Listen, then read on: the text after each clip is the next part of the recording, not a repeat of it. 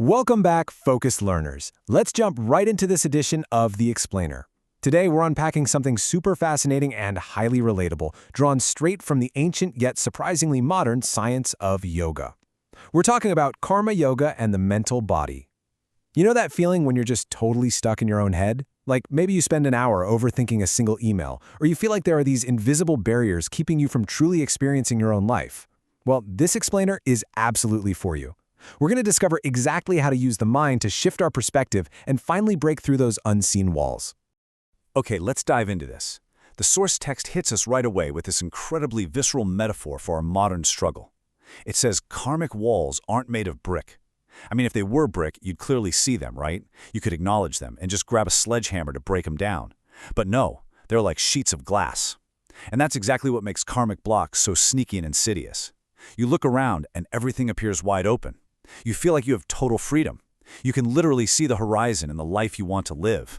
But the very second you actually try to reach out and touch it, bam, you hit an invisible barrier. You suddenly realize you're actually locked inside a hidden prison of your own conditioning, totally unable to engage with the world sitting right in front of you. Which brings us to Section 1, the mind's dominance, the shift to virtual reality. So for almost all of human history, the physical body was absolutely the most powerful presence in our lives. Survival basically demanded it. You had to physically hunt, gather, and outrun the elements. But the source material points out a massive paradigm shift. In our modern world, we are ruled almost entirely by the intellect. Our minds have become vastly more dominant than in any previous era. We're essentially living in this continuous virtual reality, completely absorbed in our screens, floating around in cyberspace, and trapped in an endless loop of our own thoughts. Seriously, think about it. Do you ever get so lost scrolling on your phone or wrapped up in your anxieties that you kind of forget you even occupy a physical body? Our biology just hasn't caught up. These days, our ancient fight or flight response isn't triggered by a physical predator. It's triggered by an unread Slack message or a random thought about the future. And this total intellectual dominance, where we live entirely up in our heads, is exactly what sets the stage for our karmic trap. Let's move into Section 2, the glass walls of karma, an invisible prison.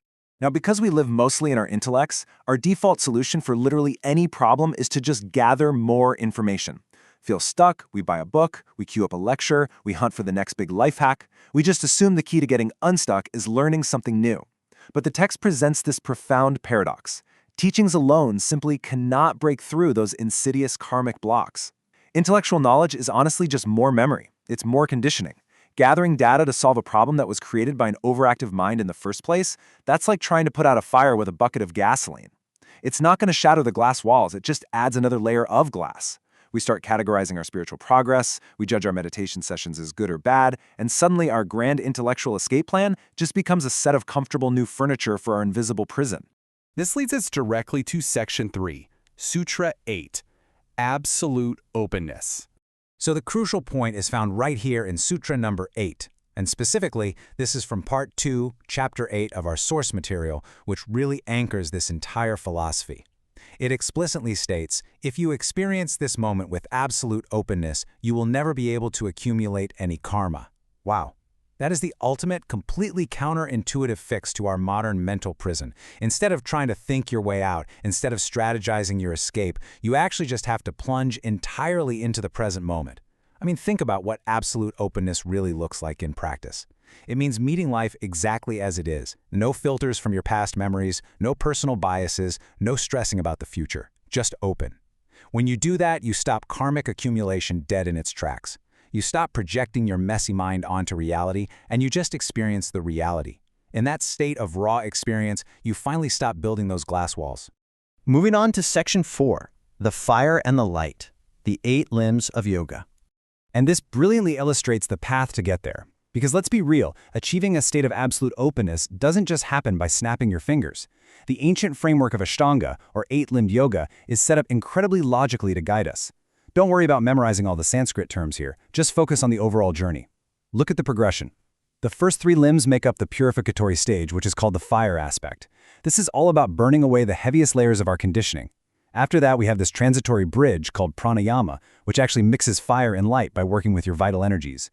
And then, the final 4 limbs represent the light aspect. Those are the enlightening stages where absolute openness is fully realized. It's a very deliberate, systematic journey from burning away your old, cluttered self straight into the pure light of unconditioned awareness. Let's zoom in on that fire aspect for a second.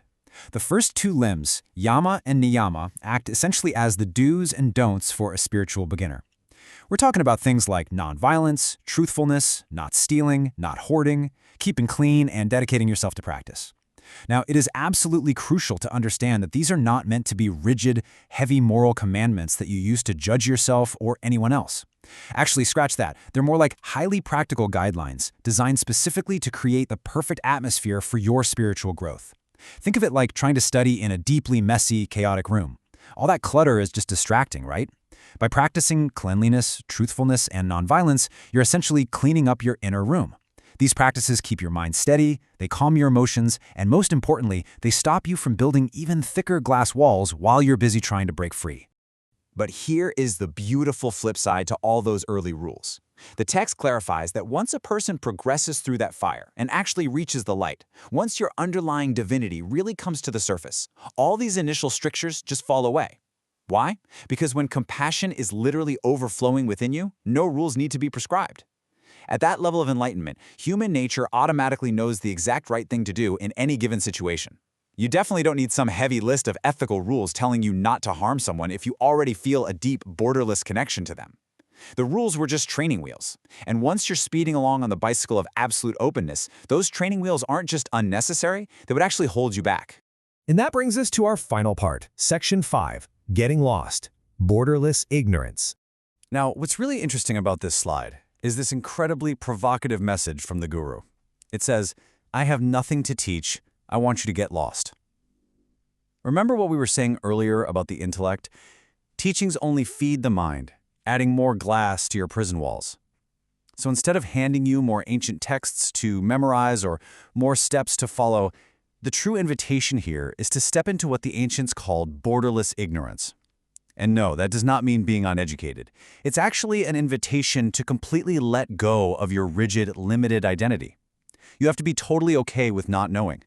Because honestly, it's only when you drop what you think you know about yourself, the world, your future, that you can finally experience what actually is. And that right there is the true journey, moving out of our self-made glass prisons and expanding into borderless freedom. If there's one massive takeaway from our exploration today, it's this: deliberately losing your limited identity, your intellect, those accumulated memories, your fixed ideas of who you are and what you deserve, is truly the only way to shatter those glass walls. When you drop the intellect's absolute dominance and you just embrace the present moment with that absolute openness we talked about in Sutra 8, you literally step out of the mind's virtual reality. You log off cyberspace, and you finally step into the vibrant, raw, totally unconditioned reality of life itself. Which leaves us with this final, really powerful question straight from the text. If you can actually drop all your conditioning, and if you can approach your life with absolute openness and step into that borderless freedom, the text promises that you won't just live, you will literally be reborn daily. Every single moment becomes this completely fresh, unburdened experience, totally free from the heavy baggage of yesterday and the anxiety of tomorrow. So as we wrap up this explainer, I want to leave you with this to ponder. Are you willing to drop what you think you know? Are you ready to step out of your own mind, shatter those glass walls, and be reborn daily? Thank you so much for learning with us, and we'll catch you on the next explainer.